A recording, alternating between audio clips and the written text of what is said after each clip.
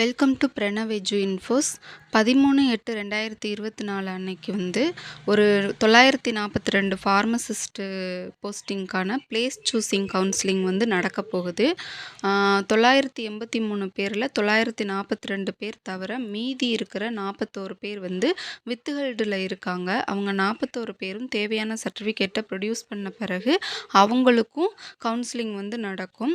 அவங்களில் address proof submit பண்ணாமல் நிறைய பேர் இருப்பாங்க. அதே மாதிரி சிலர் தமிழ்நாடு ஃபார்மசி கவுன்சிலில் ரெஜிஸ்ட்ரேஷன் பண்ண ரெனியூவல் பண்ணாமல் இருப்பாங்க. ரெஜிஸ்ட்ரேஷனை ரெனியூவல் பண்ணாமல் இருப்பாங்க. அவங்க அந்த சர்டிஃபிகேட்ஸ் எல்லாத்தையுமே ப்ரொடியூஸ் பண்ண பிறகு அவங்களுக்கு வேலை கிடைக்கும். அடுத்து ரேங்க் படி அவங்களுக்கு பிளேஸ் ஒதுக்குவாங்க. கொஞ்சம் கடைசி மார்க் எடுத்தவங்களுக்கு கொஞ்சம் இன்டீரியர் ஏரியா, ஹில்ஸ் ஏரியா கிடைக்க வாய்ப்பு இருக்குது. இனிமேல் செகண்ட் சிவி லிஸ்ட் வருமா அப்படின்னு சில கேண்டிடேட்ஸ் எதிர்பார்த்து கேட்டுட்ருக்குறாங்க. முதல்ல செகண்ட் சிவி லிஸ்ட் எப்போ அரசுக்கு தேவைப்படும்னா, மருத்துவமனைகளில் இந்த 983 காலி பணியிடங்களை விட அதிகமான காலி பணியிடங்கள் தேவைப்பட்டு அதை ஃபில் பண்ணப்பட வேண்டிய அவசியம் அல்லது தேவை இருக்கணும். அடுத்து எம்ஆர்பியால் ஒரு குறிப்பிட்ட காலத்துக்குள்ள இப்போ இருக்கக்கூடிய ஒரு தோராயமாக 180 வேக்கன்சிஸ்க்கும் புதுசாக வரப்போகிற 425 வேக்கன்சிஸ்க்கும் எக்ஸாம் நடத்த முடியாத சூழல் இருக்கும்போது செகண்ட் சிவி லிஸ்ட் வரும். மூணாவதாக என்ன அப்படின்னு பார்த்தோன்னா, மாண்புமிகு சுகாதாரத்துறை அமைச்சர்கிட்ட கோரிக்கை வைக்கலாம். அடுத்து மாண்புமிகு முதலமைச்சர் தனிப்பிரிவுக்கு தொலைபேசி மூலமாகவோ அலைபேசி மூலமாகவோ தபால் வழியாகவோ கோரிக்கை வைக்கிறது மூலமாகவும் நம்மளுக்கு செகண்ட் சிவி லிஸ்ட் வர வாய்ப்பு இருக்குது. ஏற்கனவே சிவி லிஸ்ட் வெளியிட்டிருக்காங்க. அதில் தகுதியான விண்ணப்பதாரர்கள் இருக்காங்க. அதே போல் தமிழ் தகுதி தேர்வு, ஃபார்மசிஸ்ட்டில் மேஜர் பேப்பர் ரெண்டுலேயும் பாஸ் பண்ணி சிவி லிஸ்ட்டில் மார்க் எடுத்தவங்களுக்கு அடுத்தபடியான மார்க் எடுத்தவங்களும் நிறைய பேர் இருக்கிறாங்க.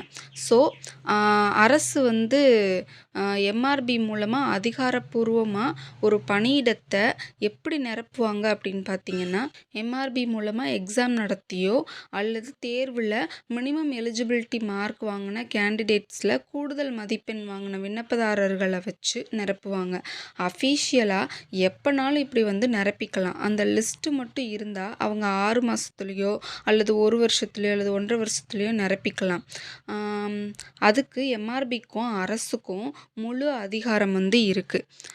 அடுத்து என்ன அப்படின்னு பார்த்தோன்னா, எம்ஆர்பி 2 விதமாக போஸ்டிங் போடுவாங்க. என்னென்ன மெத்தட் அப்படின்னு பார்த்தோன்னா, ஒன்று இந்த மாதிரி எக்ஸாம் வைக்கிறாங்க. இன்னொன்று வெயிட்டேஜ் மெத்தடில் மெரிட் அடிப்படையில் நிரப்புவாங்க. 20 + 30 + 50 10th 20%, 12th 30%, அடுத்து பிஃபார்ம் டிஃபார்ம் அந்த மாதிரி கோர்சஸில் 50%. இப்போ இந்த மெரிட் லிஸ்ட் மெத்தட் ஃபார்மசிஸ்ட்டுக்கு இல்லை. ஆனால் village health nurse, EEG technician, ECG technician, lab technician grade 1 grade 2 ANM மாதிரியான எக்ஸாம் பணிகளுக்கு இன்னமும் வெயிட்டேஜ் மெத்தட் இருக்கத்தான் செய்யுது. ஸோ செகண்ட் சிவி லிஸ்ட்டு ஏற்கனவே சொன்ன மாதிரி பாசிட்டிவான ஆஸ்பெக்டில் பார்த்தோன்னா, அது வராதுன்னு சொல்கிறத விட வரும்னு சொல்கிறதுக்கு நிறைய வாய்ப்பு இருக்குது. ஏன்னா டிஎன்பிஎஸ்சி, டிஆர்பி, டிஎன்யூஎஸ்ஆர்பி இந்த போர்டுகள் எல்லாத்துலேயுமே செகண்ட் சிவி லிஸ்ட்டும் செகண்ட் ப்ரொவிஷ்னல் லிஸ்ட்டும் வெளிவந்திருக்கு. மேலே சொன்ன மாதிரி இன்னமும் நிரப்பப்படாத காலி பணியிடங்கள் கூடுதலாக இருக்குது அப்படிங்கிற நிலை இருந்து அதை அரசுக்கு உடனடியாக நிரப்ப வேண்டிய சூழல் இருந்தாலோ அல்லது வேக்கன்சிஸை இமீடியட்டாக ஃபில் பண்ணணும் அப்படின்னு சொல்லிட்டு எம்ஆர்பியால் எக்ஸாம் நடத்தி போஸ்டிங் போட காலதாமதமாகும் அப்படிங்கிற நிலை இருந்தாலோ அல்லது அந்த காலி பணியிடத்தை நிரப்ப சொல்லி ஏற்கனவே பணியில் இருக்கிற அரசு மருந்தாளுநர் சங்கம் சார்பாகவும் தேர்வு எழுதின விண்ணப்பதாரர்கள் சார்பாகவும் தொடர் கோரிக்கைகள் வைக்கப்பட்டாலோ செகண்ட் சிவி லிஸ்ட்டும் செகண்ட் ப்ரொவிஷ்னல் செலெக்ஷன் லிஸ்ட்டும் 3 மாதத்துலேயோ 6 மாதத்துலேயோ அல்லது 1 வருஷத்துலேயோ கண்டிப்பாக வர வாய்ப்பு இருக்குது.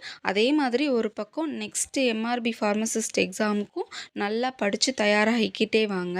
இந்த தகவல் உங்களுக்கு பயனுள்ளதாக இருந்ததுன்னா நம்ம சேனலை சப்ஸ்கிரைப் பண்ணுங்கள், ஷேர் பண்ணுங்கள். Thank you friends.